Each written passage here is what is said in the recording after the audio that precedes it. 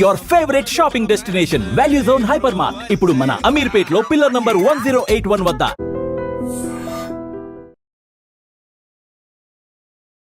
Hi guys, welcome to I dream. నేను మీ Chanakya. Guys, mutual ఫండ్స్లో చాలామంది ఇన్వెస్ట్ చేస్తూ ఉంటారు. కాకపోతే అందులో ఎస్టీపీ మోడల్ అని మనం వింటూ ఉంటాము, ఎస్ఐపి మోడల్, ఎస్డబ్ల్యూపీ, ఇలా బోల్డ్ అని ఉంటాయి. అసలు ఇప్పటివరకు మనం వీడియోస్ చేసిన వాటిలో ఎస్డబ్ల్యూపీ గురించి తెలుసుకున్నాము, ఎస్ఐపి గురించి బాగా తెలుసుకున్నాము. కాకపోతే అసలు ఎస్టీపీ అని కూడా మనం అంటూ ఉంటాము.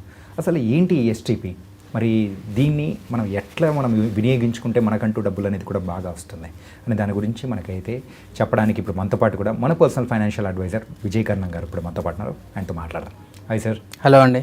సార్, ఇంతకుముందు మనం వీడియోస్ ఎస్ఐపి గురించి చేసాం, ఎస్డబ్ల్యూపీ గురించి చేసాం, కానీ ఎస్టీపీ గురించి మాత్రం మనం మర్చిపోయినట్టున్నాం. అవును. అందుకోసమే ఇప్పుడు అసలు ఎస్టీపీ అంటే ఏంటి, అది ఎలా వర్క్ అవుతూ ఉంటుంది?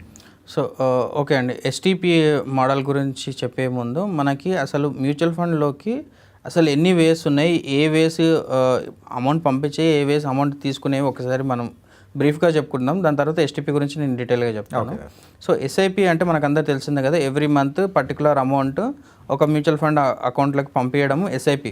అంటే ఎవ్రీ మంత్ 5th డేట్గా 10th డేట్గా 10,000 50,000 మనం ఎస్ఐపి ద్వారా చేస్తుంటాం. ఆ మ్యూచువల్ ఫండ్ అకౌంట్లోకి అమౌంట్ వెళ్తూ ఉంటుంది, ఇన్వెస్ట్ చేసుకుంటూ వెళ్తుంటుంది. అది ఎస్ఐపి. లంసమ్ అంటే మనం అట్ ఏ టైం ఒక 5 lakhs 10 lakh రూపీస్ మ్యూచువల్ ఫండ్లోకి ఇన్వెస్ట్ చేయడం. అంటే ఒకసారి ఇన్వెస్ట్ చేస్తాము, నెక్స్ట్ మంత్ మళ్ళీ కట్టేది ఏమి ఉండదు, ఒకేసారి ఇన్వెస్ట్ చేస్తాం. అది లంసమ్. ఎస్డబ్ల్యూపీ అంటే ఏంటి అంటే మనం ఇన్వెస్ట్ చేసిన అమౌంట్ ఏదైతే ఉందో, ఎస్ఐపి ద్వారా లంసమ్ ద్వారా ఇన్వెస్ట్ చేసిన అమౌంట్ ఉందో అది క్రమక్రమంగా అంటే ఎవ్రీ మంత్ కొంచెం కొంచెం అమౌంట్ మనం విత్డ్రాల్ చేసుకోవడం ఎస్డబ్ల్యూపీ, సిస్టమేటిక్ విత్డ్రాల్ ప్లాన్. ఇవి 3 రకాలు. సో 4th టైప్ ఏంటి అంటే systematic transfer plan. Systematic transfer plan అంటే ఏంటి అంటే ఇది ఒక ఫండ్ నుంచి ఇంకో ఫండ్కి అమౌంట్ పంపించడం సిస్టమేటిక్ ట్రాన్స్ఫర్ ప్లాన్.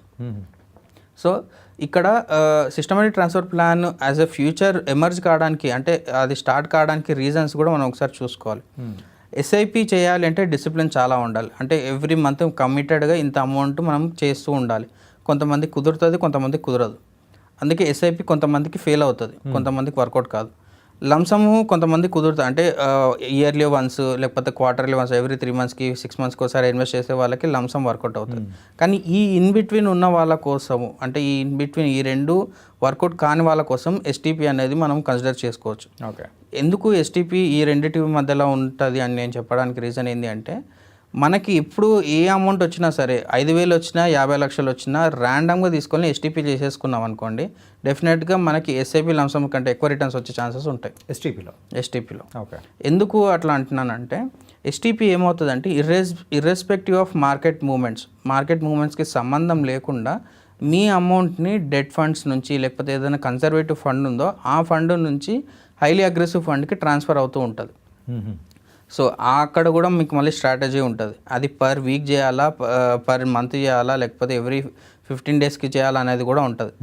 సో అక్కడ మీరు ఎంత మంచి ప్లానింగ్ చేసుకుంటున్నారో అక్కడ తెలిసిపోతుంది అనమాట మనకి. సో చాలామంది ఏం చేస్తారు, ఎవ్రీ మంత్కి పెట్టుకుంటారు, ఎవ్రీ క్వార్టర్లీ కూడా కొంతమంది పెట్టుకుంటారు. సో మనం మార్కెట్ మూమెంట్ బట్టి మన స్ట్రాటజీ ప్రకారం మనకి ఎంత క్యాపిటల్ ఉంది అనే దాన్ని బట్టి కూడా చేంజ్ అవుతూ ఉంటుంది. సో అది ఎస్టీపీ. అంటే ఒక ఫండ్ నుంచి ఇంకో ఫండ్కి అమౌంట్ పంపించడం ఈజ్ ద ఎస్టీపీ. అసలు ఎందుకు చేయాలి ఎస్టీపీ అంటే, ఎస్ఐపి ఉంది, లంసమ్ ఉంది, ఎస్టీపీ ఎందుకు చేయాలి? సో మనం ఒకసారి ఒక క్యాపిటల్ లంసమ్ అమౌంట్ వచ్చింది, మార్కెట్ ఆల్ టైమ్ హైస్లో ఉంది, అంటే ఆ మార్కెట్ ఎప్పుడైతే లోలో ఉందో అప్పుడు డైరెక్ట్ లంసమ్ చేసుకుంటే కొంచెం రిటర్న్స్ వచ్చే ఛాన్సెస్ ఉంటాయి. కాకపోతే మార్కెట్ ఎప్పుడైతే హైలో ఉందో అప్పుడు మనము లంసమ్ డైరెక్ట్గా చేస్తే డెఫినెట్గా అక్కడ నుంచి మనకి నెగిటివ్ రిటర్న్స్ రావడానికి ఛాన్సెస్ చాలా ఉంటాయి. ఓకే.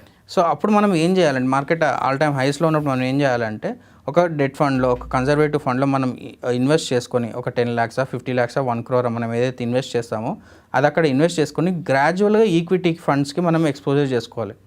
ఆ ఈక్విటీ ఫండ్స్ కూడా ఎట్లా ఉండాలంటే కంప్లీట్ అసెట్ అలొకేషన్ అనేది క్లారిటీగా మెయింటైన్ చేస్తూ ఉండాలి. మనం అక్కడ మనము అగ్రెసివ్ ఫండ్ ఉండాలి, కొంచెం కన్జర్వేటివ్ ఫండ్ ఉండాలి, లేకపోతే hybrid funds, multi asset funds అట్లాంటివి కూడా ఉండాలి. ఎందుకు అంటే, మనం ఈరోజు ప్లాన్ చేసుకుంటున్నప్పుడు మనకు అసలు అవసరమే లేదు అమౌంట్ అనుకుంటాం. చాలామంది ఏం చేస్తారు, 10 lakhs 20 lakhs ఉన్నాయి, మాకు నెక్స్ట్ 10 years వరకు మనకు అవసరం లేదు అనేసి అంటారు. కాకపోతే 1-2 years తర్వాత ఏదో ఎమర్జెన్సీకి ఇక్కడే వచ్చి విత్డ్రాల్ చేస్తారు. దానివల్ల వాళ్ళు నెగిటివ్ రిటర్న్స్ తీసుకుంటారనమాట. సో అట్లాంటివి రాకుండా ఉండడానికి ఈ అసెట్ అలొకేషన్ అనేది హెల్ప్ అవుతుంది. ఎగ్జాంపుల్ చెప్తాను, ఎవరైతే పర్సన్ 3 డిఫరెంట్ టైప్స్ ఆఫ్ ఫండ్స్లో ఇన్వెస్ట్ చేస్తాడు అనుకోండి, ఒకటి బ్యాలెన్స్, ఒకటి లార్జ్ క్యాప్, ఒకటి స్మాల్ క్యాప్లో ఇన్వెస్ట్ చేస్తాడు అనుకోండి, ఏదైనా ఎమర్జెన్సీ రిక్వైర్మెంట్ వచ్చింది అనుకోండి, అతను బ్యాలెన్స్లోకి వెళ్ళి విత్డ్రాల్ చేసుకోవచ్చు 1-2 ఇయర్స్ తర్వాత. లేదు ఇంకా ఎక్కువ రిక్వైర్మెంట్ వచ్చిందంటే ఏదైతే డెట్ ఫండ్ ఉంటే డెట్ ఫండ్లోకి వెళ్ళి విత్డ్రాల్ చేసుకోవచ్చు. నెగిటివ్ రిటర్న్స్ రావు. ఎందుకు నెగిటివ్ రిటర్న్స్ రావు? అతను డెట్ ఫండ్లోకి వెళ్ళి విత్డ్రాల్ చేస్తున్నాడు, ఈక్విటీ మార్కెట్కి సంబంధం లేదు. 1 ఇయర్ తర్వాత హైబ్రిడ్ ఫండ్స్లో, బ్యాలెన్స్డ్ ఫండ్స్లోకి వెళ్ళి డెఫినెట్గా నెగిటివ్ రిటర్న్స్ ఉండవు అక్కడ. ఒకవేళ ఉన్నా కూడా సేమ్ క్యాపిటల్ అట్లనే ప్రిజర్వ్ అయి ఉంటుంది. కానీ ఈ ఎస్టీపీ మోడల్ని స్కిప్ చేసి ఎవరైతే లంసమ్స్ కంటిన్యూస్గా పెట్టారనుకోండి, ఏమంటారు అట్ ఏ టైం మొత్తం పెట్టేశారనుకోండి, ఇర్రెస్పెక్టివ్ ఆఫ్ మార్కెట్ మూవ్మెంట్స్ చూడకుండా పెట్టారనుకోండి, డెఫినెట్గా నెగిటివ్ రిటర్న్స్ వస్తాయి. ఒకవేళ అయితే కన్సాలిడేషన్ అయ్యే ఛాన్సెస్ కూడా ఉంటాయి. అంటే over the period 2 years 3 years తర్వాత నెట్ 0 రిటర్న్స్ వచ్చే ఛాన్సెస్ కూడా ఉంటాయి. ఇది కాకుండా ఒకవేళ అక్కడ నుంచి వాళ్ళు మార్కెట్ లోస్లో ఉన్నప్పుడు విత్డ్రాల్ చేశారనుకోండి, డెఫినెట్గా వాళ్ళకి అసలుకి క్యాపిటల్ అప్రిసియేషన్ అనేది ఎప్పటికీ జరగదు. ఒక ఎగ్జాంపుల్ మనం లాస్ట్ టైంలో కూడా మాట్లాడుకున్నాం. లంసమ్స్ అన్ని ఈక్విటీ ఫండ్స్లో 50 lakhs వేసుకుంటే వెళ్ళినప్పుడు వాళ్ళకి అసలు నెట్ నెక్స్ట్ 1 ఇయర్లో, అంటే లాస్ట్ 1 ఇయర్లో వాళ్ళు నెట్ రిటర్న్స్ చూసుకుంటే 7 lakhs నెగిటివ్లో ఉన్నాడు అతను. అవును, చెప్పారు. సో అట్లా ఈ మిస్టేక్స్ అనేవి చాలా కాస్ట్లీ మిస్టేక్స్ ఇవి. సో అందుకే సిస్టమేటిక్ ట్రాన్స్ఫర్ ప్లాన్ గురించి డెఫినెట్గా తెలుసుకోవాలి అందరూ. అండ్ ఇక్కడ మీకు అడ్వైజర్ హెల్ప్ ఎక్కడ యూజ్ అవుతుంది అంటే అసెట్ అలొకేషన్ ఎక్కడ చేసుకోవాలి, మీ రిక్వైర్మెంట్స్ ఏంది, దాని నుంచి మీరు ఎన్ని ఇయర్స్ తర్వాత మంత్లీ ఇన్కమ్ విత్డ్రాల్ చేయాలనుకుంటున్నారా, లేకపోతే క్యాపిటల్ అప్రిషియేషన్ చేయాలనుకుంటున్నారా. నేను ఇంతకుముందు మీకు డెట్ ఫండ్ నుంచి ఈక్విటీ ఫండ్ ట్రాన్స్ఫర్ అని చెప్పాను కదా. ట్రాన్స్ఫర్ చేసినప్పుడు మీకు ఫర్ సపోజ్ 5 months 6 months తర్వాత మంత్లీ ఇన్కమ్ రావాలంటే ఒక స్ట్రాటజీ ఉంటుంది. నెక్స్ట్ 2 years తర్వాత విత్డ్రాల్ చేయాలంటే అసెట్ అలొకేషన్ మిక్స్ చేంజ్ అవుతుంది. అండ్ 5 years తర్వాత రావాలంటే కంప్లీట్ అగ్రెసివ్ మోడ్లోకి వెళ్ళాల్సి వస్తుంది. అప్పుడు మీ అసెట్ అలొకేషన్ స్ట్రాటజీ చేంజ్ అవుతుంది. సో ఒక్కొక్కరికి ఒక్కొక్క డిఫరెంట్ టైప్ అనేది ఉంటుంది. దాన్ని బట్టి వాళ్ళ రిటర్న్స్ కూడా చేంజ్ అవుతుంటాయి. సో ఈ స్ట్రాటజీస్ డెఫినెట్గా హెల్ప్ అవుతుంది. ఇది మన మంచి కోసమే ఈ ఫ్యూచర్ అనేది ఉంది, ఎస్టీపీ అనేది. సో దీన్ని యూజ్ చేసుకుంటే డెఫినెట్గా ఉన్న అన్ని ఫీచర్స్ కంటే ఎక్కువ రిటర్న్స్ ఇక్కడనే జనరేట్ చేయొచ్చు మనం త్రూ ఎస్టీపీ మోడల్. కరెక్ట్ అంటే ఈ సిస్టమాటిక్ ట్రాన్స్ఫర్ ప్లాన్స్ అంటే ఒక ఫండ్ నుంచి ఇంకో ఫండ్ దాని ప్రకారం అయితే ఉంటుంటుంది. అవునండి. అండ్ ఇలాంటి వాటిలలో ఎప్పుడైనా కానీ సడన్గా ఇమీడియట్గా విత్డ్రాల్ చేసుకోవాలనే వచ్చిందనుకోండి ఎమర్జెన్సీ పర్పస్లో, అప్పుడు ఎలా ఉంటుంది సార్? సో నేను ఇంతకుముందు మీకు ఇంతకుముందు ఎగ్జాంపుల్ అదే చెప్పాను. డెట్ ఫండ్లో మనం ఏదైతే ఫస్ట్ మనం పార్క్ చేసుకుంటామో అమౌంట్ని, నెక్స్ట్ 1 year వరకు డెట్ ఫండ్కి వెళ్ళి వాళ్ళకి ఎంత కావాల్సి అంత విత్డ్రాల్ చేసుకోవచ్చు. సో వాళ్ళ ఎస్టీపీ అనేది తగ్గిపోతుంది. అప్పుడు లేదు ఒకవేళ కంప్లీట్ ఈక్విటీ ఫండ్స్లో కంప్లీట్గా ట్రాన్స్ఫర్ చేసుకున్నప్పుడు ఏది తక్కువ రిస్క్ ఫండ్ ఉందో అక్కడికి వెళ్ళి వాళ్ళు విత్డ్రాల్ చేసుకోవచ్చు. ఎంత కావాలి, ఒకవేళ నిజంగానే ఎమర్జెన్సీ వచ్చింది, వేరే ఎటువంటి రిసోర్సెస్ లేవు, ఇది ఒక్కటే ఉంది అంటే కంప్లీట్గా వాళ్ళు విత్డ్రాల్ చేసుకోవచ్చు. కాకపోతే ఈక్విటీ ఫండ్స్లో వితిన్ ఏ ఇయర్ విత్డ్రాల్ చేస్తే 1% ఎగ్జిట్ లోడ్ అనేది పడుతుంది. బియాండ్ 1 year తీసుకుంటే ఏ ఫండ్స్లో మనకి ఎక్కడ ఎగ్జిట్ లోడ్ అనేది పడదు. మీకు జనరల్గా ఉండే ట్యాక్సెస్ అయితే ఉంటాయి అంతే. ఓకే. అంటే ఒకవేళ అంటే ఈ చెప్పిన మ్యూచువల్ ఫండ్స్లో డిఫరెంట్ టైప్స్ ఆఫ్ అంటే ఇన్వెస్ట్మెంట్స్ అనేది కూడా ఉన్నాయి. లైక్ లంసమ్ అని, ఎస్టీపీ అని, ఎస్డబ్ల్యూపీ అని చెప్పారు కదా. సో ఒక్కొక్క దానికి ఈ ట్యాక్స్ బెనిఫిట్స్ కానీ ఇట్లాంటి ఏమన్నా డిఫరెన్స్ వేరియేషన్ వస్తుంది? సో మనకి మొత్తం మ్యూచువల్ ఫండ్స్లో ఉన్న దాంట్లో ఉన్న ట్యాక్స్ బెనిఫిట్ ఒకే ఒకటి, ఈఎల్ఎస్ఎస్ ఫండ్ ఒకటే.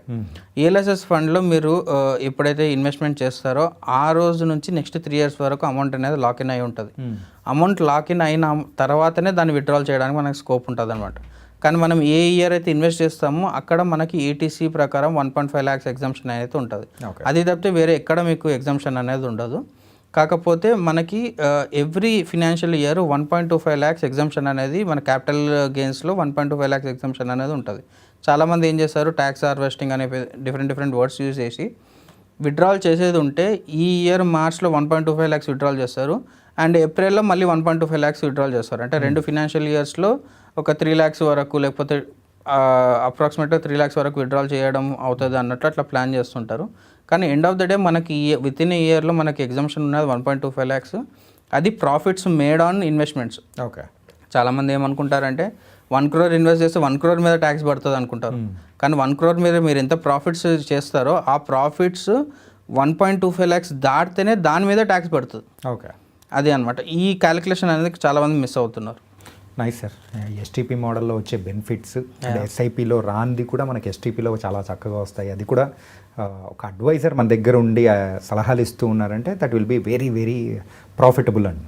కరెక్ట్ అండి. యా సార్, థ్యాంక్ యూ అండి. Yeah And for more videos, Please subscribe to iDream. Please subscribe to iDream. Please subscribe iDream. And please subscribe to iDream.